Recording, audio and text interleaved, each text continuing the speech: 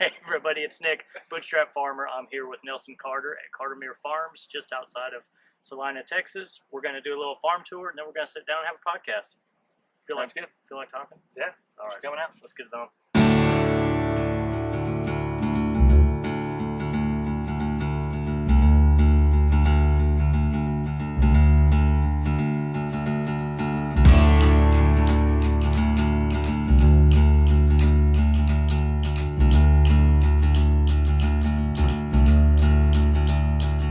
Good. We're right in the middle of filming. Can I call you?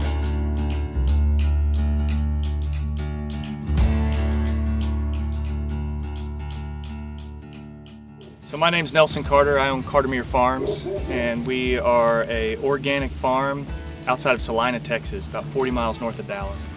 So on the chicken operation, we run anywhere between 3,500 and 4,000 chickens on site at any given time, anywhere from day-old chicks to 8-week-old chickens. So I mentioned that we are organic farm. We are not certified USDA organic.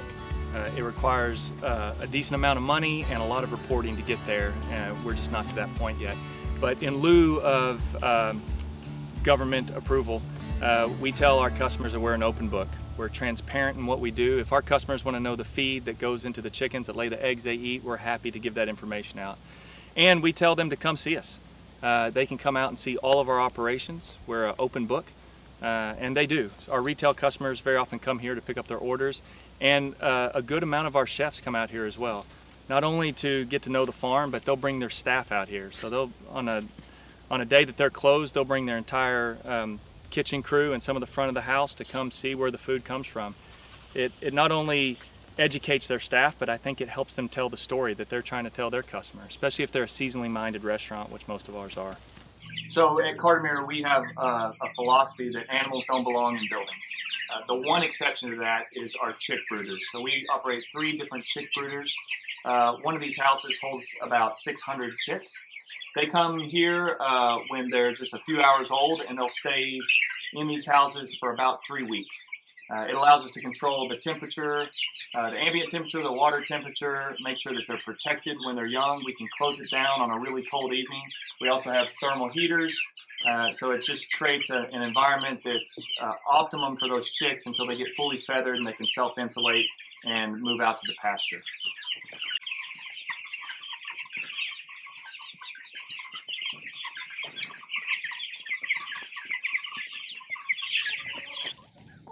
So as I mentioned, we practice pastured poultry, which means all of our birds are out on pasture, whether they be layers or meat birds. And we have field houses like this that we move. On the meat birds, we move those daily.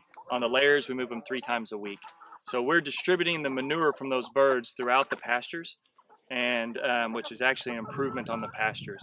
We try to find marriages between different animals or animals and plants wherever we can. So for instance, when we clean out a chick brooder, we compost that manure, and then that goes back on the gardens as fertilizer. So that's our organic fertilizer.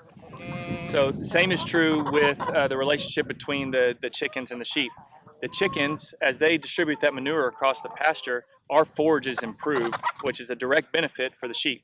So the chickens are actually improving our sheep program just by pulling those birds across the pasture day by day. So what we've witnessed with our hens, and it's true of all animals, but it's very apparent with our layers, that if we can keep their stress down, keep them in a comfortable environment, supplement them with a really high quality feed, we can produce exceptional eggs. So our eggs are firm, very clear whites with bright orange yolks. And that's what the chefs want, that's what our retail customers want. It's difficult to go back to a store-bought egg after you've had farm fresh eggs. So we try to produce a product that really stands way above what the chefs can get otherwise. You know, I've got mixed feelings about it. I mean, progress is, you know, a good thing on some levels, and, you know, land values and all those things, that's a benefit. But it's also sad to see the country going. We've already experienced differences from a farming aspect. So the way we've had to deal with predators has changed. As more developments come up and create more pressure for predators, they end up coming here. And just the way that they interact with our animals and our guardian dogs and all of that has been a new dynamic. In fact, we've actually switched to a different breed of guardian dogs, one that's a little bit more aggressive, a little bit stronger, specifically because the predator pressures have become so bad. In essence, a greenhouse on sleds, but since we're moving them day by day, we had to fortify them a lot. So there's a heavy truss system in them.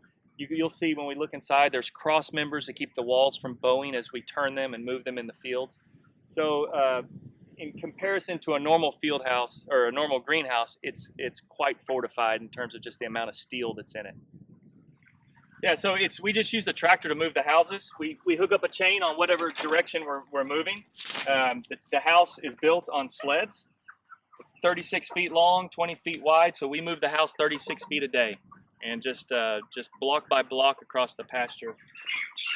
On the meat birds, we raise two different variety of bird. So we have the traditional chicken, the Cornish, and we also do a heritage bird. Both of them have culinary value. So the Cornish is a very tender bird. It's a very flexible bird from a culinary standpoint, so it can be cooked very quickly, whether they be fried or grilled. And it's the chicken that most people are used to.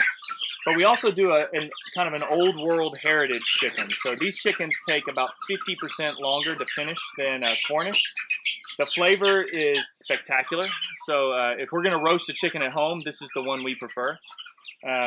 But they're more expensive to raise, and there's some culinary limitations. So they have a lot more muscle texture. They have to be cooked more slowly for a longer period of time.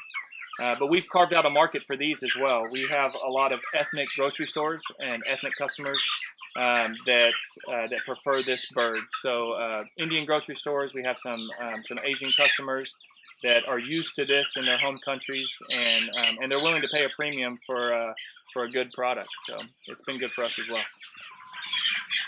When we first started raising meat chickens, we had a lot to learn as well. And one of them is one of the, let's say, the more difficult lessons was the proper culinary setting for the different types of birds. So we started off with a heritage bird. It's a hardy bird. They do really well on pasture. They grow slowly. Flavor's awesome. All of that. But we had chefs coming to us saying, "Hey, your bird's awesome, but there's some things that we can't do with your bird. So we really need a traditional bird as well." And we stepped back and we said, we started this farm to be a chef's farm, and we need to respond to that request. So then we started raising the traditional birds as well. Most chefs, especially at kind of the caliber that we deal with, they know how to handle a heritage bird versus a Cornish. On the retail side, we have to be very careful to let people know the difference. Otherwise, they're going to be disappointed in the product. If they take a heritage bird that's really flavorful, just a spectacular product, and they cook it really fast, they're going to be disappointed with the texture of that bird. Or if they're used to heritage birds, and we give them a Cornish and they're not as flavorful, they're going to be disappointed. So we spend a lot of time telling them how a bird should be cooked, what's the right setting from a culinary standpoint, and normally if we get that right, they're happy with the bird.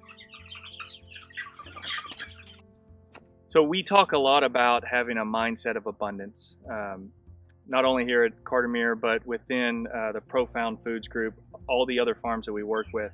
There's a guy that said one time, and I love this quote, he said, "In a lot of industries, there's trade secrets. In sustainable farming, we trade secrets." So we're an open book, and there's a huge market that hasn't been met. So with poultry in particular, it's true that there's a lot of chicken consumed. I mean, in terms of conversion rate, there's hardly a creature on earth that can get to a processing weight faster than a chicken. But there's not many people doing it in a sustainable way. On pasture, organically, non-GMO feeds, humanely raised. I think that market is highly undermet. It's expensive. There's been a huge learning curve for us, and I guess for everyone that's doing pasture poultry at any at a larger level. So yeah, I think there's to go to dovetail with that mindset of abundance. There's a lot of opportunity for sustainable farmers, whether they be poultry farmers or beef or whomever. There's a huge untapped market there. One of the big factors that Jeff and I wanted to instill in the group, though, was that these farms didn't lose their identities. So how do you create this kind of this consolidated distribution model without the farms just becoming hidden behind the face of Profound Foods? So we talk a lot about how to make sure that those farmers still get in front of the chefs, that they can still tell that story, and that story can get conveyed through that restaurant to their customers. Because again, that's one of the things that the chefs don't want to lose either. And relationships are important for us. I mean, there's a lot of these big purveyors, they may be very good at getting products to market, at offering a variety of products, but they, I think we will have an edge when it comes to relationships. So there's a lot of chefs that we know their children's names. We spend time with them. They're our friends. So we want to make sure that we don't lose that aspect as well.